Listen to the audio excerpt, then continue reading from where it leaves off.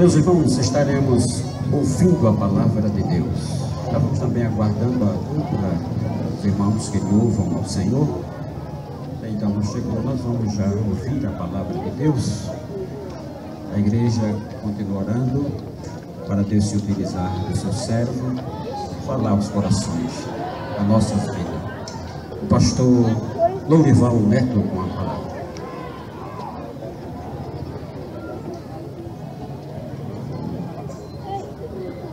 Amados irmãos, eu saúdo a todos com a paz do Senhor. Amém.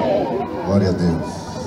Estamos felizes por estar na presença de Deus, uma noite em que o Senhor marcou no seu calendário para que hoje estivéssemos aqui proclamando a palavra do Senhor na cidade de Santa Maria da Boa Vista. Quero louvar a Deus pela minha alma, pela minha salvação, por sentir a sua presença aqui nesta noite. Louvar a Deus pela vida do nosso pastor Ailton José Alves, que nos concedeu a honrosa escala de estarmos aqui, e louvar a Deus por estar revendo o pastor Dário, este homem de Deus que também tem representado aqui o nosso pastor presidente. Amados irmãos, vamos direto à palavra do Senhor. Gostaria que você abrisse a sua Bíblia no livro de Lucas, no capítulo 13. Evangelho de Jesus conforme escreve Lucas, capítulo 13. Vamos ler a partir do versículo 10. Tem pessoas não evangélicas? Onde estão as pessoas não evangélicas em nosso meio? Faz assim um sinal para nós vermos que você está entre nós. Pessoas não evangélicas, onde é que está?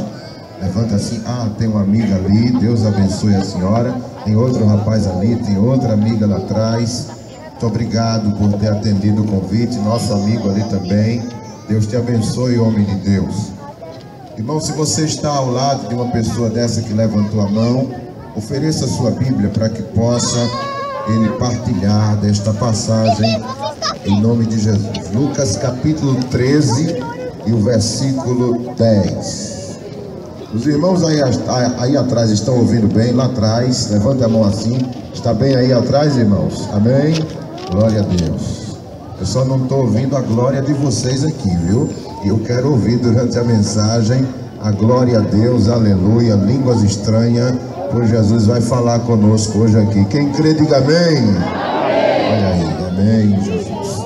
A partir do versículo 10, irmão, diz assim: ora, ensinava Jesus no sábado numa das sinagogas, e veio ali uma mulher possessa de um espírito de enfermidade. Havia já 18 anos, andava ela encurvada, sem de modo algum poder endireitar-se. Vendo-a Jesus, chamou-a e disse-lhe: mulher, estás livre da tua enfermidade. E impondo-lhe as mãos, ela imediatamente endireitou-se e dava glória a Deus. O chefe da sinagoga, indignado de ver que Jesus curava no sábado, disse àquela multidão: 6 dias há em que se deve trabalhar. Vinde, pois, nesses dias para serdes curados, e não no sábado. Disse-lhe, porém, o Senhor: hipócritas, cada um de vós não desprende da manjedoura no sábado o seu boi ou o seu jumento para levá-lo a beber? Por que motivo não devia livrar deste cativeiro num dia de sábado esta filha de Abraão, a quem Satanás trazia presa há 18 anos? Tendo ele dito estas palavras, todos os seus adversários se envergonharam. Entretanto, o povo se alegrava por todos os gloriosos feitos que Jesus realizava. Quem se alegra por esta leitura, diga amém. Amados irmãos, eu conto com a intercessão da igreja e também com a atuação da campanha evangelizadora. No momento do convite, se os irmãos tiverem direção de Deus para ir convidar as pessoas que estão em pé, se estiverem assim, sentindo direção do Espírito, façam isso de forma muito voluntária, pois nós queremos aqui orar por estas pessoas também. Esse texto, amados irmãos, é conhecido daqueles que leem a palavra de Deus, mas muito pouco comentado, porque afinal de contas, somente Lucas, ele faz menção desta mulher que há 18 anos andava numa posição encurvada, a qual a sua cabeça quase ela vinha a tocar no chão por conta daquele problema na sua coluna vertebral. A palavra de Deus diz que já faziam 18 anos que essa mulher estava nessas condições, e provavelmente foi a primeira vez que Jesus tinha ido a esta sinagoga, porque se Jesus tivesse ido outras vezes nesta sinagoga, ele já teria curado esta mulher. Jesus a viu, e provavelmente a viu pela primeira vez, porque a sua misericórdia era grande para com aqueles que viviam oprimidos por enfermidades e por espíritos malignos. Mas antes de falar do milagre, eu quero falar a respeito, irmãos, do local onde Jesus se encontrava. A Bíblia diz que era numa sinagoga e era num dia de sábado.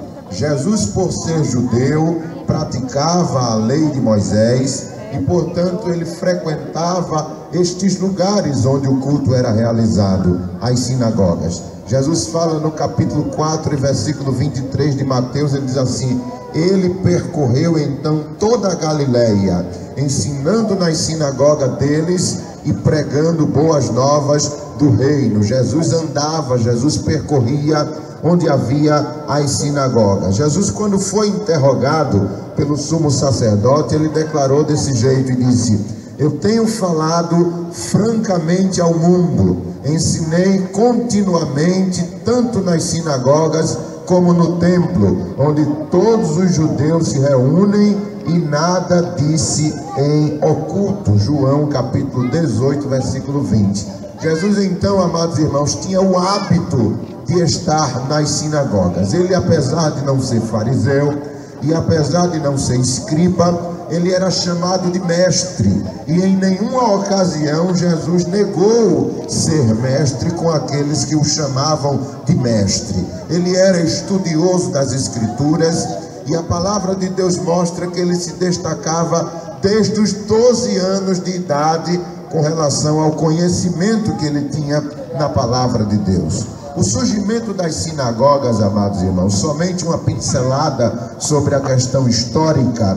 As sinagogas surgiram depois do final do cativeiro da Babilônia.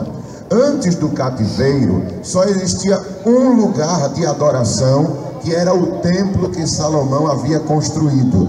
Depois que o povo foi levado preso e passou-se os 70 anos, Esdras, o sacerdote, ele, ao reconstruir o templo, ele recebeu orientação de Deus para que se fundasse sinagogas, que eram lugares para também se estudar a palavra de Deus. Ou seja, ele descentralizou o culto que era unicamente no templo, e ele agora promove que os cultos sejam realizados em diversos lugares, em casas, em templos menores, que eram chamados de sinagoga. Na época de Esdras houve esse surgimento, e na época de Jesus, todos os lugares haviam sinagogas. Inclusive fora de Israel haviam sinagogas. A lei determinava que se houvesse 10 famílias de judeus, já poderia se inaugurar então uma sinagoga. E o que era a sinagoga? Era uma casa onde se aprendia a palavra de Deus, e também ela tinha a função social de educar as crianças judias. A sinagoga não era somente um lugar de culto, ela também servia como escola para os filhos dos judeus. A criança, quando ela entrava nas escolas, ela tinha que ter no mínimo a idade de 8 anos, e ela então estudava até os 10. Nestes 2 anos de estudo, a partir dos 6 ele já deveria estar aprendendo a ler, e a partir dos 6 até os 10 anos, ele já deveria ter na sua memória todo o livro da lei decorado.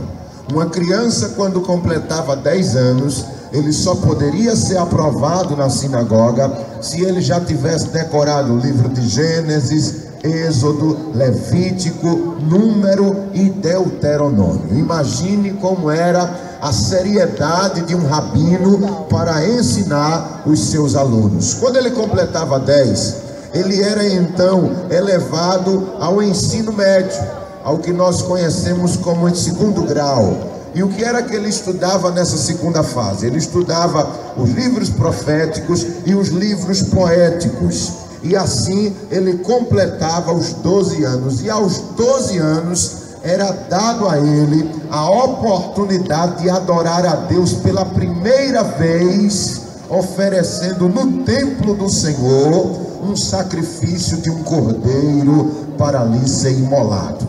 A criança, quando completava 12 anos, ele era tido pela sociedade como aquele que alcançou a maioridade, e a ele era dada a responsabilidade de um homem. Portanto, uma criança com 12 anos, ele já era considerado entre os judeus um homem. Reparem só, amados irmãos, se a criança quisesse seguir carreira de um judeu e assim pudesse ingressar nos caminhos do farisaísmo, ele então iria ter que mostrar sua dedicação e crescer intelectualmente dentro da sinagoga. Ou ele poderia optar em voltar para a casa de seus pais e aprender uma profissão e ajudar os pais no desenvolvimento da família. Essa foi a segunda alternativa a qual Jesus optou. Jesus, quando completa os 12 anos, a Bíblia não mostra que ele ingressou na sinagoga para seguir carreira de fariseu, apesar de ele ser muito inteligente e dele poder se destacar entre os líderes judaicos. Jesus voltou para a casa de seu pai e de sua mãe para seguir então a profissão de carpinteiro, porque ele, como filho mais velho, teria que ajudar o seu pai na oficina devido à pobreza que a sua família enfrentava. Nós sabemos então, amados irmãos, que o pai de Jesus, José, ele veio a falecer, segundo os estudiosos, ainda na juventude de Jesus. E por ele ser o filho mais velho, ele ficou responsável em sustentar sua mãe Maria, seus 4 irmãos homens e as suas irmãs, que a Bíblia não diz os nomes, mas diz que eram irmãs no plural. Então Jesus, quando assume a carpintaria, nós entendemos que ele assim não pôde seguir a carreira de fariseu por conta das deficiências financeiras que sua família enfrentava. Mas o que é que a Bíblia mostra, amados, segundo a palavra de Deus diz a respeito da juventude de Jesus? Diz em Lucas 2:42 que quando ele atingiu os 12 anos, subiram os seus pais segundo o costume para a festa. É como eu estou dizendo, quando Jesus completou 12 anos, aos 10 ele já decorava todo o Pentateuco. 2 anos seguintes ele estudou os livros proféticos e os livros poéticos. E quando ele completa 12 anos, para a sua família, principalmente para seu pai, era uma data muito significativa, porque agora Jesus era um homem. Iriam levá-lo ao templo para ele oferecer o seu primeiro cordeiro em sacrifício a Deus. E a Bíblia fala, amados irmãos, que aconteceu um fato nessa ida da família para o templo. Diz a palavra de Deus que quando chegaram lá, comemoraram a festa da Páscoa. O pai de Jesus, muito orgulhoso por ele estar oferecendo o seu sacrifício, mas quando termina a festa, diz a palavra que todos eles voltam. Eles eram viajantes, moravam em Nazaré, na humilde vila de Nazaré. E quando eles estão voltando, eles não perceberam que Jesus não estava entre eles. Os estudiosos dizem que os grupos se dividiam em 2, o grupo das mulheres e o grupo dos homens. Os grupos dos homens iam na frente da caravana, as mulheres vinham atrás. Provavelmente esqueceram de Jesus, porque lá na frente o pai pensou que Jesus estava com a mãe, e a mãe, por sua vez, pensava que Jesus estava lá na frente com os homens. As mulheres deviam perguntar: Maria, cadê o teu menino? E ela deve ter dito, deve estar com o pai lá na frente. Lá na frente os homens perguntaram: José, cadê Jesus? E ele provavelmente deve ter dito: olha, já deve estar lá com a mãe, lá atrás. E quando termina o dia, primeiro dia de viagem, eles se encontram, Maria e José, e um pergunta ao outro: cadê Jesus? Eu pensava que estava com você. Não, eu pensava que estava com você. E ficam meio atordoados porque o menino não está entre eles, e diz a palavra que recorre aquilo ali e eles têm que voltar a Jerusalém.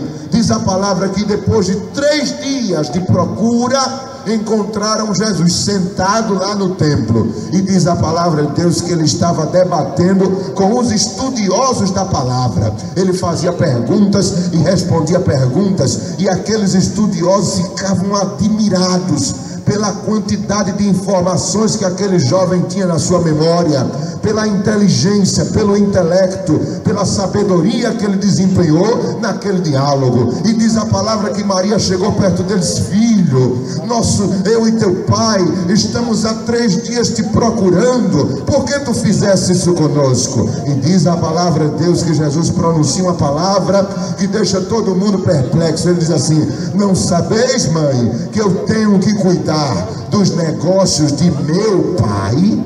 E a Bíblia diz, irmãos, que eles ficam a questionar, e diz a palavra que eles guardavam essas mensagens de Jesus no seu coração, porque quem era o pai de Jesus? Era José. Mas quando ele fala de um pai que está no templo, ele se referia ao Deus Todo-Poderoso, e é ali a primeira vez que Jesus declara ser filho do Deus Todo-Poderoso. Quem diz amém por isso, irmãos?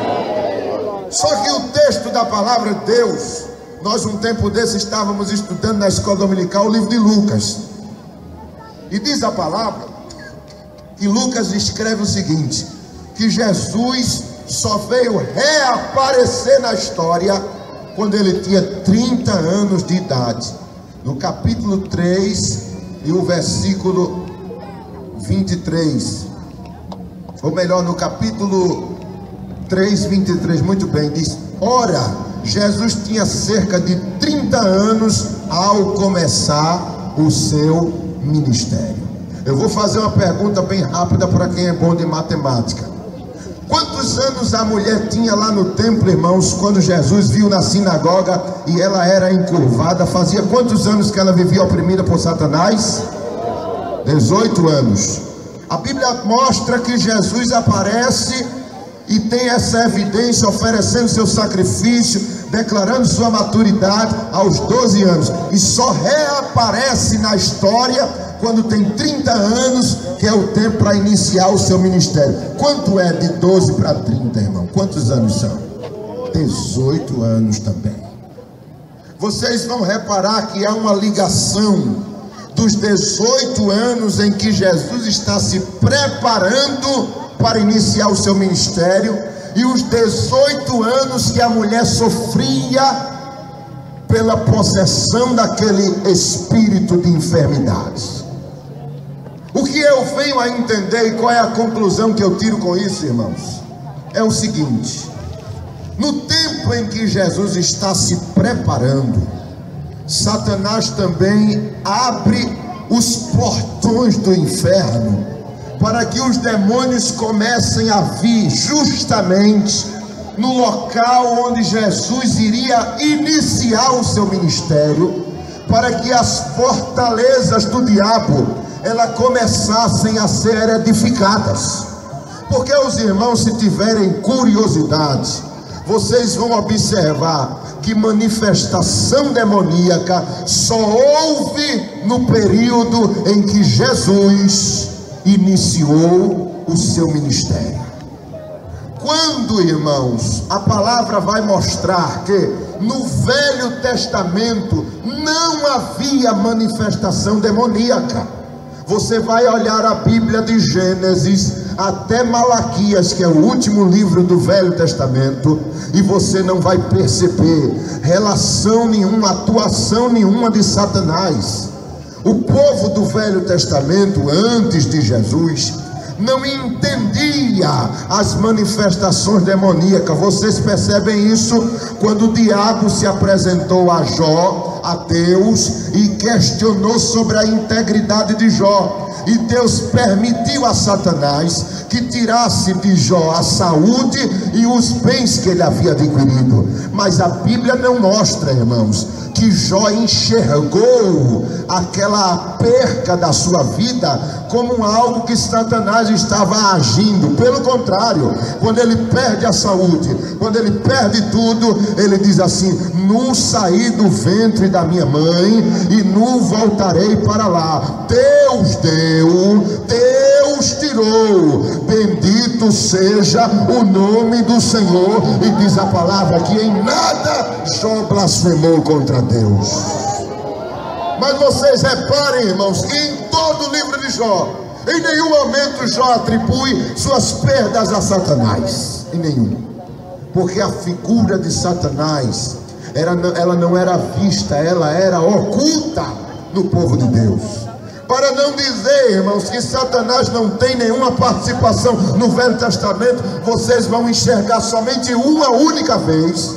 A Bíblia diz que Saul, o rei de Israel, quando o Espírito do Senhor se retirou dele, logo veio um espírito para o atormentar. E diz a palavra de Deus que esse espírito atormentava a Saul, o rei de Israel, e os seus súditos, seus conselheiros, não tendo como aliviar o seu sofrimento, disseram assim: chama um tocador de harpa. Ou seja, a terapia musical era a única forma conhecida para se aliviar alguém que estivesse sendo oprimido por algum tipo de espírito. E diz a palavra de Deus que Davi agora se destaca porque ele toca a sua harpa, e diz a palavra que quando ele tocava a harpa, aquele espírito ele se retirava por um tempo de Saul. Não havia um nome, irmãos. Os homens do Velho Testamento não tinham um nome para expulsar espíritos. Não podiam usar o nome de Adão, não podiam usar o nome de Abraão, não podiam usar o nome de Moisés, porque todos esses homens pecaram. E a Bíblia iria mostrar que Satanás de forma nenhuma respeitaria nenhum nome desse. Então qual era a forma de Davi se livrar daquele espírito maligno? Ele sabia de uma informação: que Deus habita no meio dos louvores. Então na mente daquele jovem ele dizia: eu não sei como expulsar esse espírito, mas eu sei de uma coisa, que se Deus se fizer presente aqui nessa sala, esse espírito não vai poder ficar no corpo do rei. Então eu te invoco, Senhor. E começava a dedilhar sua harpa, e ele sabia que Deus habita no meio dos louvores, e num coração sincero e quebrantado, Deus não despreza. E a partir da medida que a sua sinceridade chegava a Deus, Deus se revelava naquele ambiente. E onde Deus está, Satanás não pode ficar. Onde Deus atua, o espírito maligno também não pode atuar. Ou Deus, ou o diabo, ou o diabo, ou Deus. E quando Deus se revelava, o espírito maligno sabia. Levante a sua mão e dê uma glória para Deus por conta do Senhor. Quando Jesus veio a essa terra,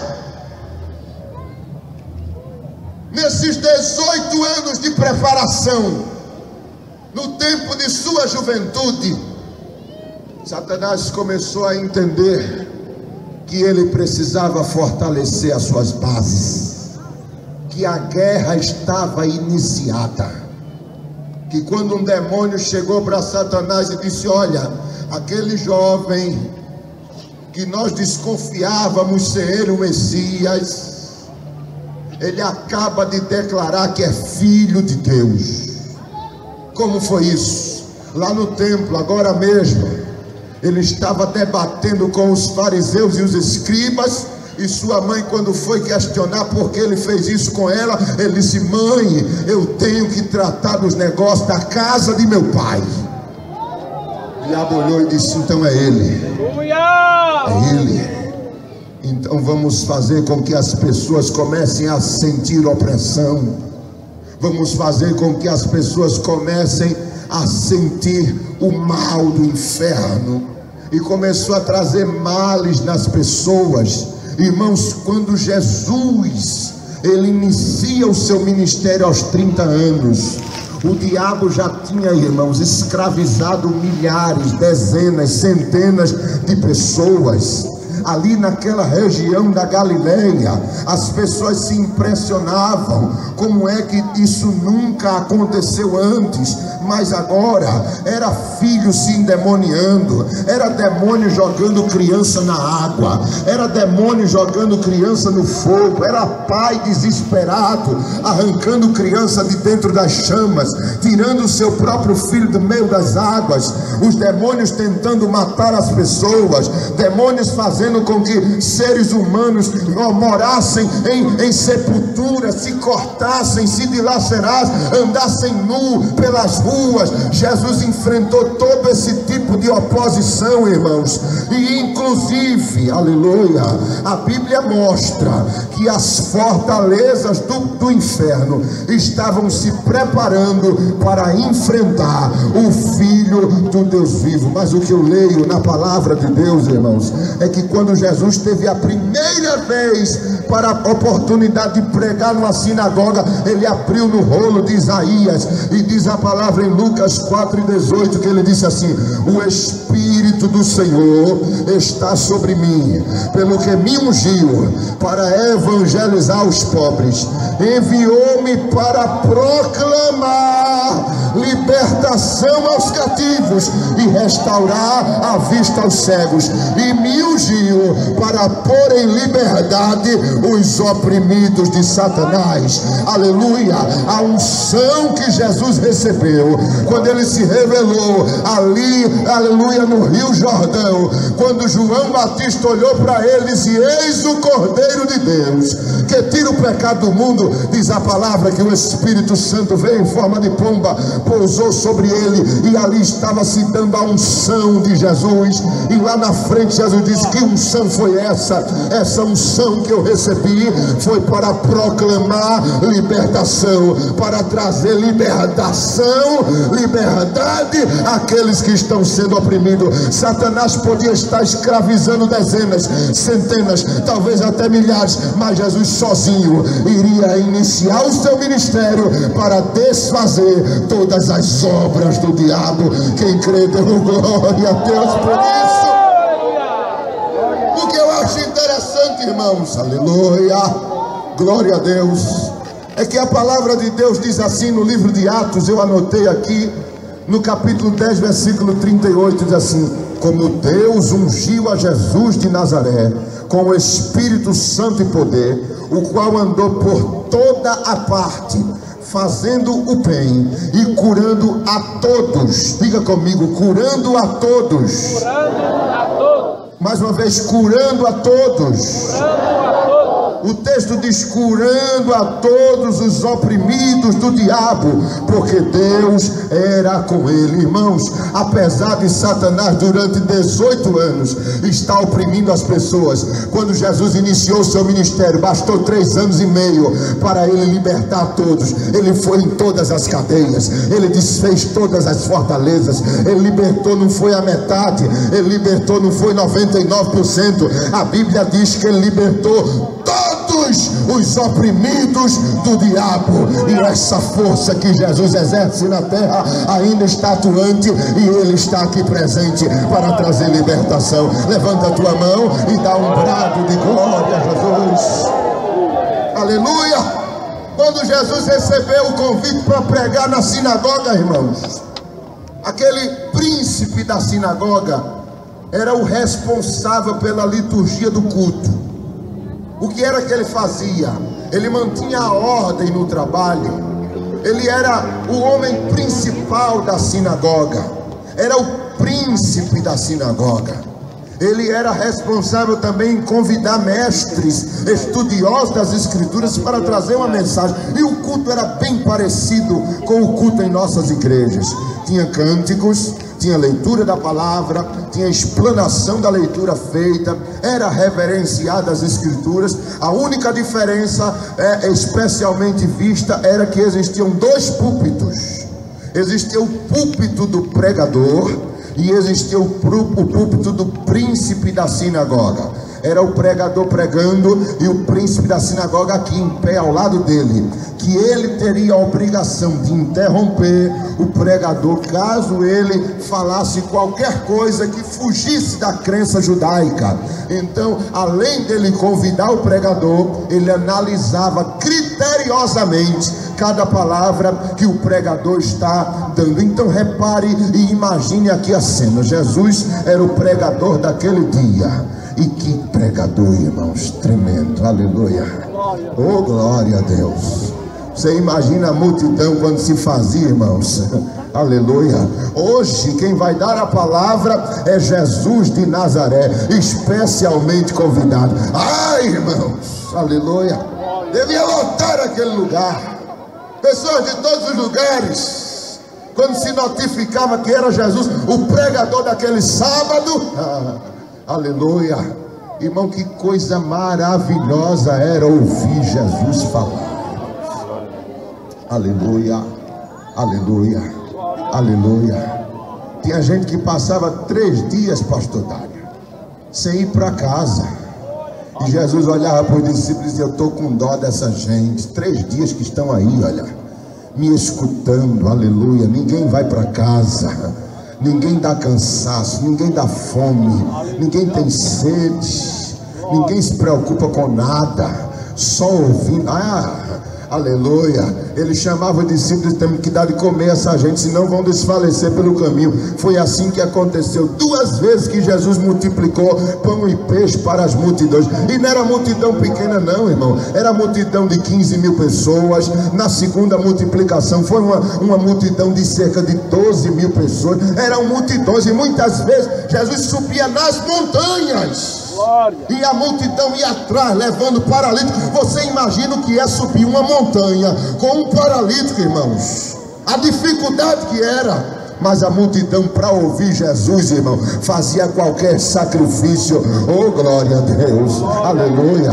Era a arma mais poderosa de Jesus. No tempo em que Jesus já estava sendo perseguido pelo Sinédrio, a Bíblia diz que o Sinédrio se reuniu e disse assim: vamos capturá-lo nesta festa. E Jesus estava lá no templo pregando, era uma época de festa. Aí o Sinédrio chamou vários soldados e disse a ele assim: olha, peguem ele, tragam ele à força, porque nós iremos julgá-lo, iremos condená-lo, iremos acabar com isso agora. Mas não era chegado o tempo ainda de Jesus. Mas a palavra de Deus diz que os soldados obedeceram, afinal de contas estavam ali para cumprir ordem, e foram lá. Quando chegaram lá, muitos soldados olharam Jesus, e diz a palavra que eles se uniram lá rapidamente e disseram: olha, se a gente prender ele agora, essa multidão aí vai vir contra nós, e nós aqui, apesar de sermos muitos, mas não vamos poder com essa multidão. Então qual é a ideia? A ideia é: vamos deixar ele terminar a mensagem, e quando ele terminar a mensagem, a gente vai lá, prende ele, traz ele e entrega ao Sinédrio. Então tá certo. Aí ficaram lá escutando Jesus. Só que as palavras de Jesus, irmão, elas eram tão poderosas, aleluia, oh glória a Deus. Apesar daqueles homens serem grosseiros, homens frios, homens calculistas, homens sem nenhum pingo de sentimento, homens acostumados a cumprir ordens, homens acostumados à tortura, eles ficaram lá ouvindo Jesus. A princípio com aquela cara bem feia, coração bem duro, mas não tem coração duro quando Jesus está falando. Oh glória a Deus. A palavra foi lá no coração deles, e daqui a pouco eles começam a chorar, tiram o capacete, olham um para o outro, aleluia, não conseguem resistir. Jesus termina a mensagem, e cadê força para prender Jesus? E cadê força para colocar a mão nele?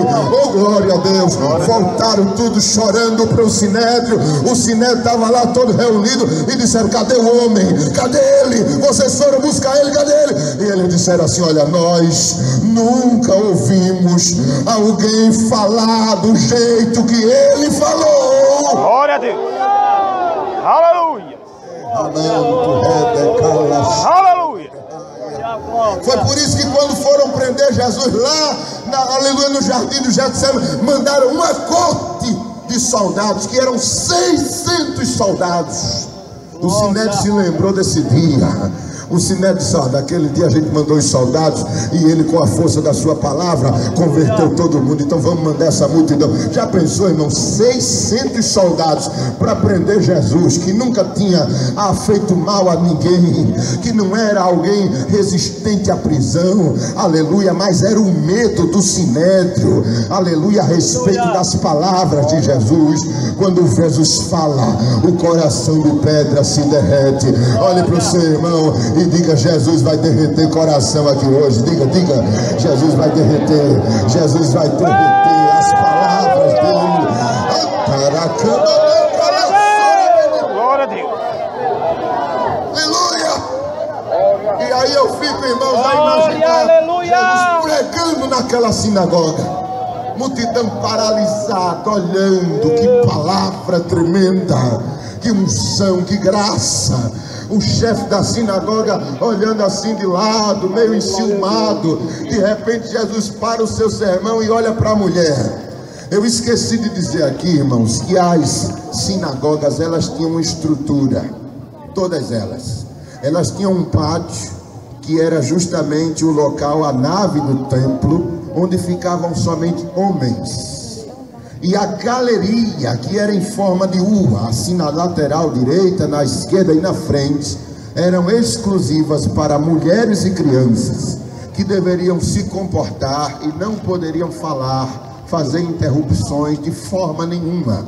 As mulheres subiam para a galeria e lá ficava com seus filhos, e a mensagem, de forma muito respeitosa, deveria ser transmitida. Então Jesus, para olhar para aquela mulher, ele teve que olhar para a galeria. Ele olhou para ela e diz a palavra de Deus que ele mandou ela vir até ele. A senhora aí, alguém deve ter olhado e disse: eu? Não, a que está do seu lado, essa aqui doente, é ela mesma. A mulher encurvada, irmãos, até o chão, não tinha liberdade nem de olhar para as pessoas. A única coisa que ela via nas pessoas eram os pés, porque ela andava encurvada, e diz a palavra que de modo algum ela poderia se endireitar. E diz a palavra que alguém deve ter tocado e diz: olha, Jesus está lhe chamando lá embaixo. Mas eu tenho dificuldade de descer isso aí. Eu, para subir já é um problema, quanto mais para descer agora na metade do culto. Eu tenho que esperar todo mundo ir embora para eu poder descer. Mas ele está esperando. Aleluia. Se eu espero ela descer, Jesus, espero, aleluia. Eu espero ela descer. Então lá vai ela, irmão, toda encurvada, alguém ajudando, degrau por degrau, uma demora, e o culto parado, aleluia. Se fosse em nossa igreja, iria cantar aquele corinho: não pode haver silêncio, vamos levantar a voz, aleluia. Estava lá, o culto de Jesus estava esperando, uma paciência. Eu espero, minha filha, vá descendo, eu espero, venha até mim. Eu vou tirar esse fardo pesado hoje das suas costas. Olha, irmão, se você for sentindo a presença de Deus aí, você pode dar glória, viu? Aleluia. Oh, glória a Jesus. Aleluia, aleluia. Quando ela vem chegando, aí Jesus olha aquela cena, irmãos, lamentável. Jesus discerne, o Espírito revela a Jesus que ela está assim há 18 anos. E ele então, olhando para ela sem conseguir olhar para ele, com muita dificuldade, a cabeça lá no chão. Aí Jesus diz a ela assim: mulher, estás livre deste sofrimento. Oh, glória a Deus. Glória a Deus. Mas apesar de Jesus dizer isso a ela, o que eu observo no texto, irmãos, é que Jesus diz: mulher, estás livre do teu sofrimento. Mas ela mesmo assim não consegue se endireitar. Quando Jesus disse a ela assim: mulher, estás livre, quando a palavra livre é pronunciada, aquele demônio que vivia ali encurvando ela, forçando a cabeça dela para baixo, quando Jesus disse livre, ele saiu na hora. Diga amém, aleluia. Oh glória! Mas ela continuou encurvada, provavelmente a coluna já atrofiada, os problemas das vértebras, há 18 anos naquela posição. Aí diz a palavra que Jesus vai lá, aleluia. Jesus não deixa a obra pela metade, não, irmãos. Ele vai terminar o que ele começou, aleluia. Ele vai lá, coloca a mão nela e diz a palavra que ele começa a endireitá-la e vai endireitando. E à medida que a mulher vai se endireitando, ela vai dando glória a Deus, ela vai glorificando, ela vai dizendo glória, glória, glória a Deus, glória a Deus, glória a Deus, glória a Deus. O que eu entendo com isso, irmãos, é que Jesus, além de fazer a parte dele, porque em todo milagre existe a parte de Deus e a parte do homem, aleluia. Jesus fez a parte dele, que foi libertá-la do demônio, mas a parte dela ela não conseguiu fazer. Aí Jesus, eu faço a minha e a tua eu ainda ajudo a fazer. Vem, vem, eu te ajudo, eu te ajudo, eu te ajudo, eu te ajudo. A tua parte é da glória, é da aleluia, é glorificar, é exaltar, é engrandecer, é falar em línguas nessa noite. Deixa o resto que Jesus faz. Aleluia. Glória a Deus. Olhe para o seu irmão e diga assim: Jesus vai fazer a parte dele e ainda vai te ajudar a fazer a tua. Diz. Jesus vai fazer a parte dele e ainda vai te ajudar a fazer a tua. Jesus vai te Jesus vai fazer a parte dele e ainda vai dar vontade em você de dar glória, vai colocar alegria na tua boca. Você não vai conseguir conter, ficar parado aí, calado aí. Você vai abrir a boca, porque o céu está trabalhando para que você hoje aqui exerça o papel de adorador. Glória a Deus. Glória. Aí o fariseu, o hipócrita, olhou cheio de inveja, aleluia, olhou para a multidão e disse: tem 7 dias na semana, venham nos servos, menos no sábado, porque no sábado vocês buscam cura. Olha, irmão, era proibido um médico curar no sábado, aleluia. Só em caso de vida ou morte era que ele podia exercer a medicina. Por quê? Porque o médico naquela época, para trabalhar na cura de alguém, ele passava um remédio, não tinha farmácia, a farmácia era ele ia, pegava as ervas e ali ele fazia no pilão mesmo, ele triturava, e tudo isso exercia um certo esforço físico, e aí ele quebrava a lei do sábado, que dizia que não se podia trabalhar. Mas Jesus não fez esforço físico, Jesus deu uma ordem, Jesus apenas pregou nela, oh aleluia. Então Jesus se volta para ele e diz: seu hipócrita, peraí Jesus, eu te convidei para pregar, o problema é seu, se não quiser me chamar, não me chama, mas tu és um hipócrita, porque no dia de sábado vocês pegam boi, pegam jumento, desprende da manjedoura, leva o boizinho, o jumentinho para beber água, e porque hoje, só por ter sido dia de sábado, eu não soltaria esta pobre filha de Abraão, que há 18 anos vem sendo presa por Satanás. Não, hoje é dia de água, hoje é dia dela ser liberta, glória a Deus. hoje é dia de soltar. Venha beber água do céu, glória, água do trono de Deus. Glória a Deus. Aleluia. E por incrível que pareça, hoje é um sábado. Aleluia. E Jesus é o mesmo. Glória a Deus. Glória a Deus. Coincidência não.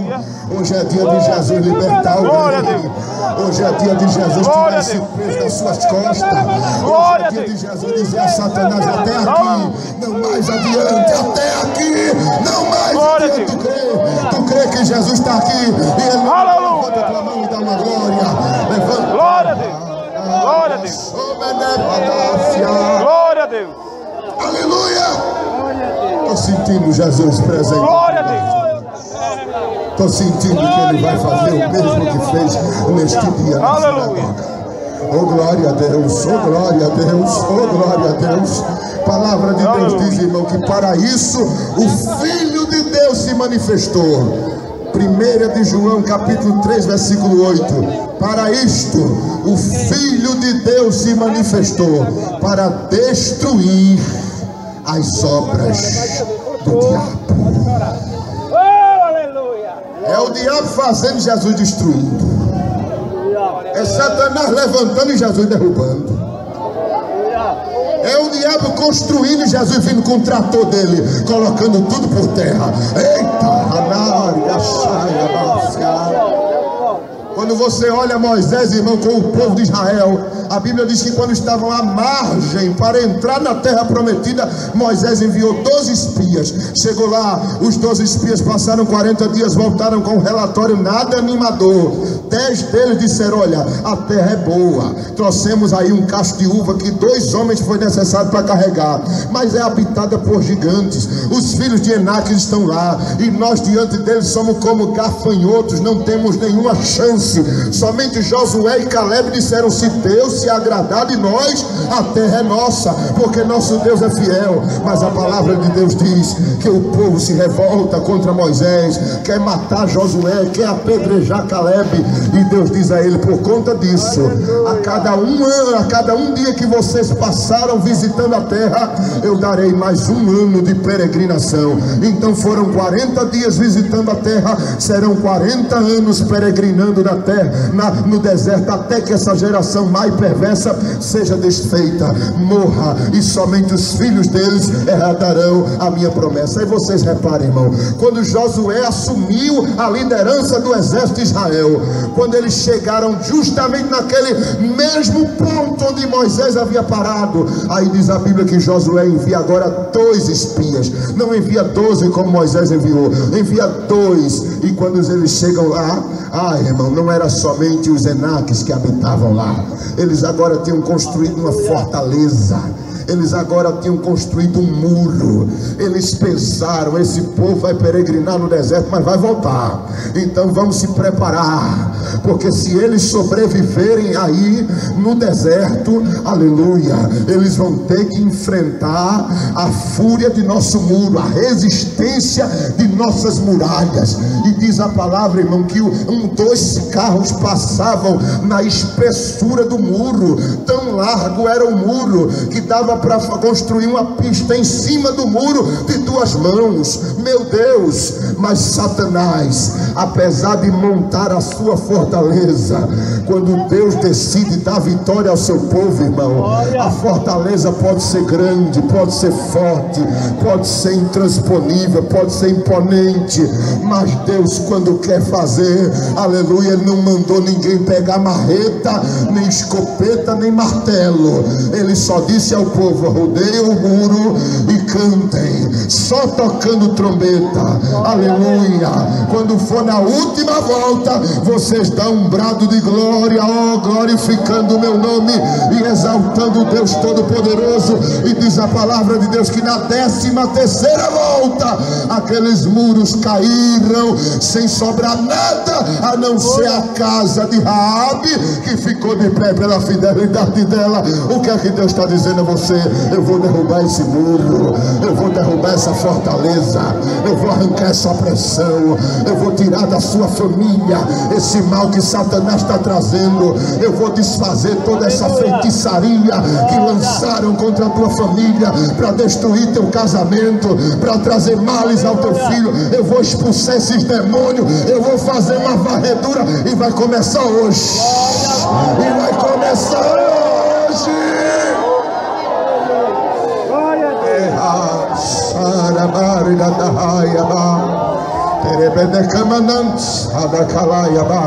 Pega na mão desse crente aí, diz a ele assim: te prepara para cantar um hino de vitória. Diz.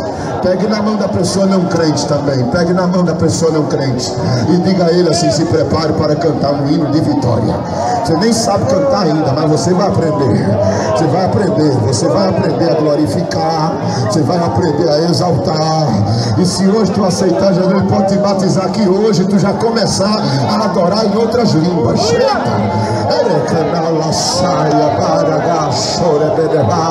Oh, glória a Jesus.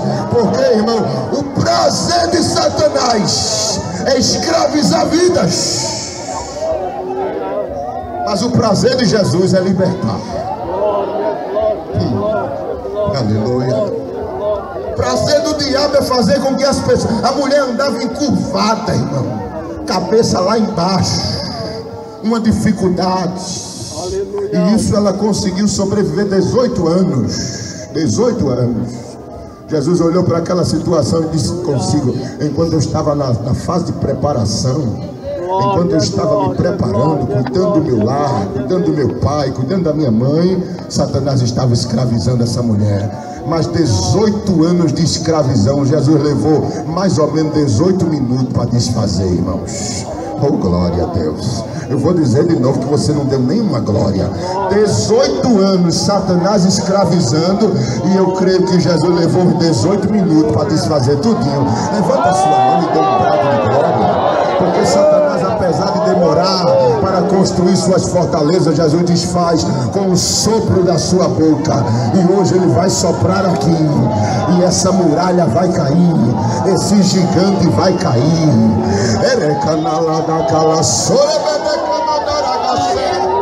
Aleluia, aleluia. O prazer do diabo é escravizar, mas o de Jesus é libertar.